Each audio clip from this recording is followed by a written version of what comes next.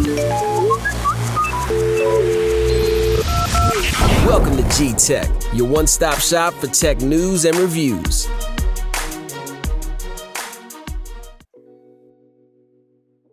What's up, ladies and gentlemen? Welcome back to a brand new episode of GTech. I don't know what that was. We are here today to do something I'm pretty excited to have. I actually hadn't got a new one of these in a while, so it's been about almost 2 years. So I'm looking forward to testing this out. My buddy did just get banned. He claimed that it was probably due to, you know, having one of these bad boys on Call of Duty. But we're here, as you can see in the background, to go with the Hex Gaming Phantom. Bam! It's a PS5 controller. Their slogan is "Customize your victory." So the Hex Gaming Phantom, as you can see, comes in two different versions, not just colors, but two different versions. On my right side behind me is a standard version. It's the regular analog sticks, you know, the regular analog old school styles. And the one on my left is the one that I have, which is the Hall Effects sticks, which are a little bit different. They're like the newer way of doing it. They're a lot more smooth, but also both of them, you're actually able to adjust the stick drift directly on the controller, and you don't have to deal with you know, replacing and stuff. Because I do have the DualSense Edge, which is their Pro controller, and these little pieces come right out, and I'll show that probably a little bit later in the film. This one here, to adjust, you don't need to buy another part with the Phantom, which I'll do a whole opening and everything on. It actually has little data cables for you to go to a website and adjust it right on the controller, so you'll be able to fix them. So say goodbye to stick drift, which is something I'm looking forward to testing. So the color I got, I believe, is this dark gray one. I can't remember, but I'm pretty sure I ordered the dark gray because I have a bunch of white controllers. I wanted something a little bit to distinguish it. And I'm looking forward. I'm actually super excited to have this because this was my Christmas gift to myself. I did buy it Black Friday. They had a little bit of a deal, but it runs about $279 now. So they had a certain percent off, whatever. So I like, yo, I'm gonna snatch it now. But I'm looking forward to it. Hopefully it'll save me some money in the long run, and I don't get banned for using it. So stay tuned as we get to the box opening, and there you go.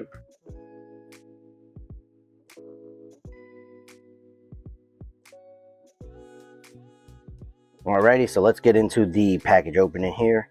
It's a beautiful package, by the way.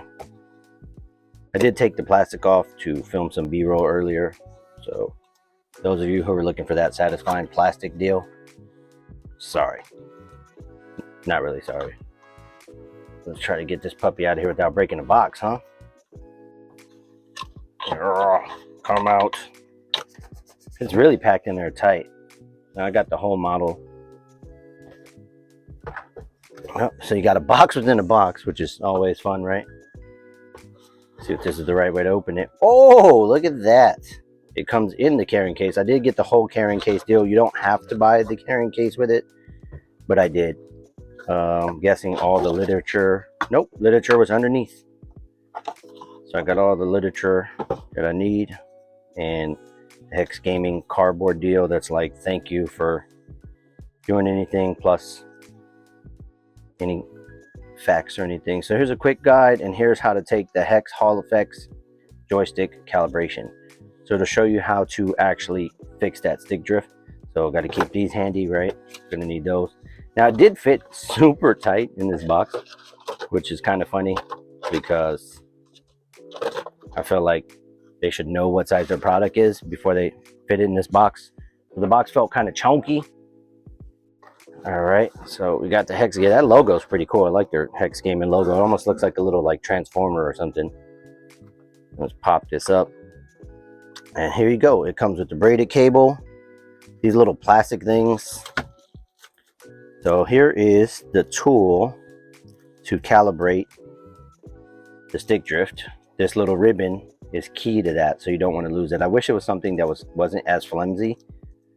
And this is the actual thing you plug the ribbon into, and you plug it to the other side of the USB Type-C port, and that's how you calibrate it. Here's the controller itself, and I will say, off the gates, do you hear the clicky? I don't know if you hear that. My mic's kind of far away, but it feels really good. It's a little bit lighter than the DualSense. Obviously, the analog sticks are not in, You do get several analog sticks to choose from. I normally go with the tall on my right dome and a left dome that's shorter. So we'll see how it goes. You get 8 to choose from. And I'll go with each, I guess. You get a bunch of shorts and a couple talls, I believe.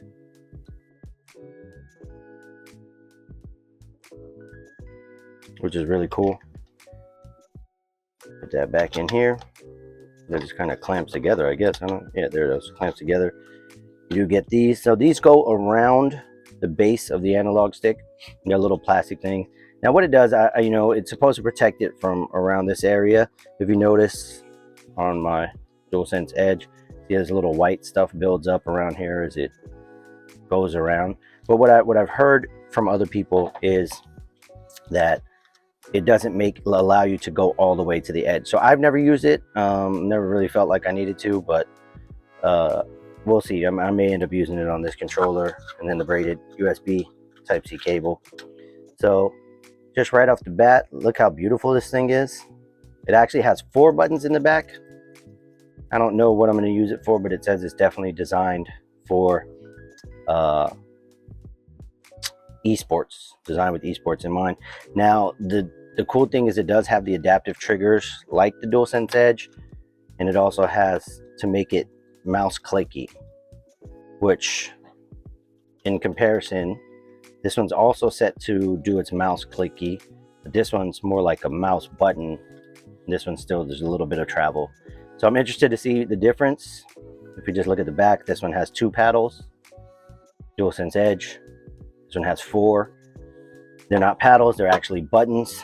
So I'm super excited to test it out, but I definitely like the way it feels. And I'm ready to go. So those are the unboxing and the first impressions. I guess I could put some stuff on and I'll show you in the next scene.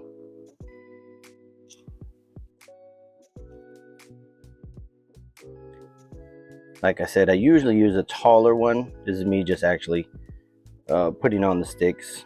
I use a taller one on the right side. These puppies just pop right in. They click off and pop on. You know, that's actually really tall. And I use a shorter one on the left side. This one's kind of medium. I don't know if it's the same height. Yeah. I'm gonna use a smaller one on the left side. Just like having the aimer. And I also use the convex one as opposed to the concave ones. And I'm not gonna lie, I really do like the PlayStation model joysticks. And I'm hoping that these actually translate to those, but they probably don't as I'm looking at it right now. But this one's stupid tall, so I might end up just going medium. You could kind of see the difference in these two. I mean, it's not much difference in height as far as the PlayStation one, but it's a way different height here on the Hex Gaming Phantom. I'm gonna just call it the Phantom just for easy knowledge. But I'm gonna tell you right now, these feel smooth as heck, almost too smooth. I hope they don't feel, I mean, I don't know, we'll see. It's my first time using a HoloFX controller.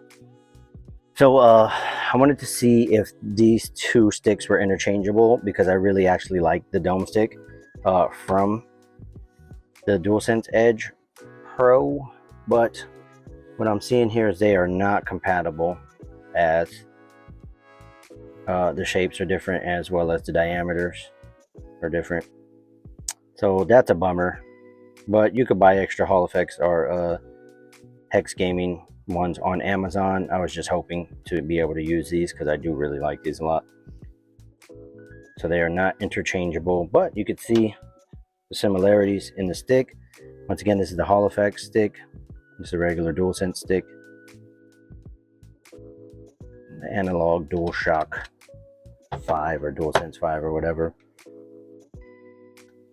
And I am feeling a different smoothness, guys. Let's see how this goes. I'm super excited to test it out. You do get this satisfying click though when you put these in, that you don't get with these.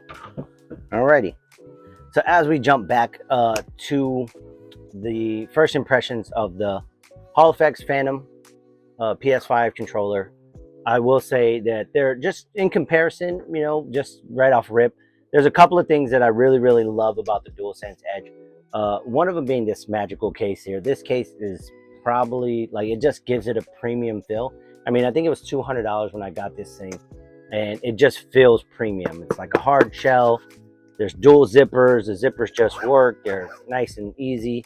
You open it up, and I really like the layout of the inside. I really like how it fits, and I just feel like the controller's safe in here. All the pieces fit. You can see the paddles and extra stuff. And also they have this charging port here in the back that you can charge it while the controller's inside of the shell casing. Now, if we look a little bit different here, I mean, it's also hard plastic. It's a little bit softer plastic. I can't really bend the PlayStation one. I can bend this one. The single zipper, the zipper was doing this weird flip up thing earlier. Look, just like flip up. So you could tell where they cut some corners. I mean, I paid $250 for this device. You know, they come in the little box. The box is travelable. But I mean, if the case is meant to travel, why do you need a box to travel it? You could just put it all in here together like the PlayStation one has. This is a part that I like, is where the cable and the extra pieces are. They kind of just slide in here. They're a little bit more secure than in the PlayStation one. But it just feels a lot cheaper for a higher price when it comes to just how you're going to protect such a, you know, expensive controller. So I think maybe I'll probably travel in the PlayStation one if I do travel.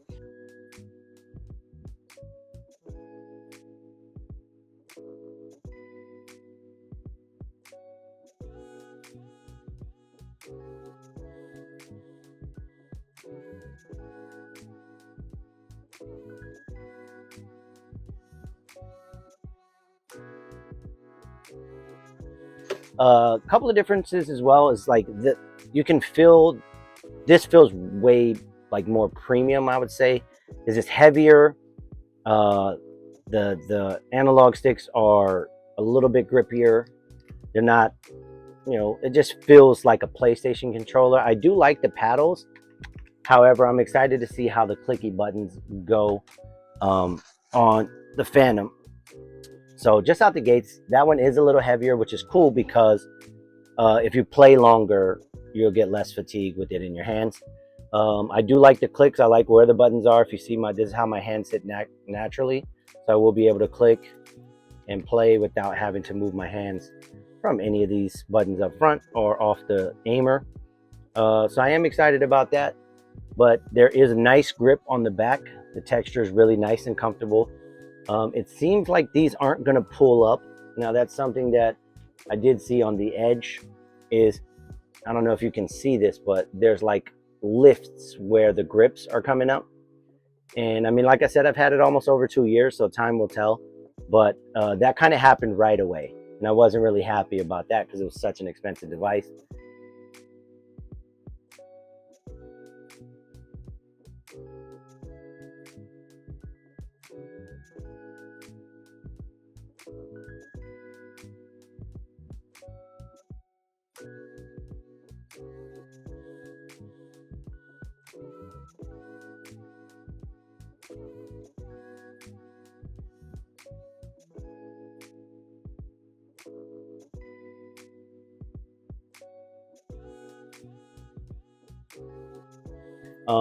The main difference is I don't have to continue to pay for, and I'll kind of show you this because I was going to do a DualSense Edge Pro deal. I don't have to pay for replacement parts.